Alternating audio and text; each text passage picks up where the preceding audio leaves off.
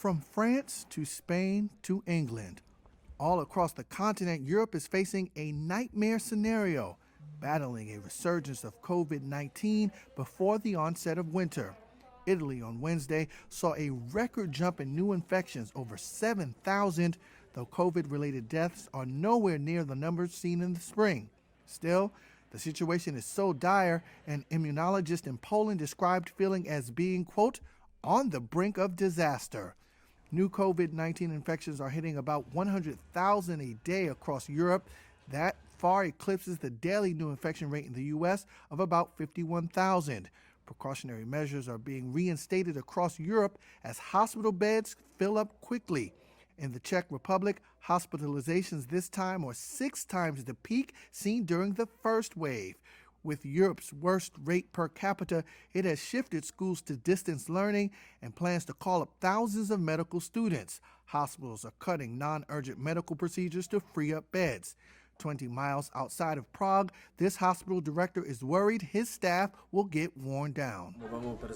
I am worried about the personnel, mainly nurses. It is not just about numbers, but about the physical and psychological stress, because working with using the protective aids is very demanding.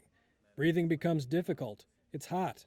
Manual skillfulness is limited when using 2 pairs of gloves.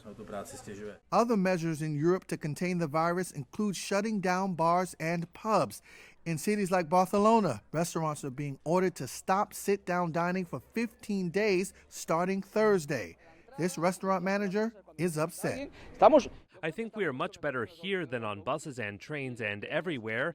Now, I don't think the restaurant industry is the one to blame, honestly, because we respect the 2-meter distance. I believe that this will be the end for us. The restaurant industry was already bad, but with this, it will be total chaos.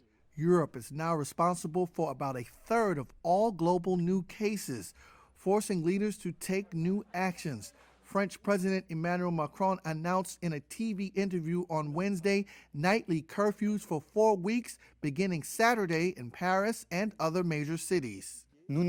We cannot get through this if everyone doesn't play their part, doesn't do their bit. So I am saying very clearly the message I came to convey this evening. I need every one of you. We need each one of us. But the resurgent virus isn't limited to Europe. 22 American states set records for increases in new cases so far this month. And in Australia, one of the most successful countries to combat the virus, clusters have emerged in that country's 2 most populous states.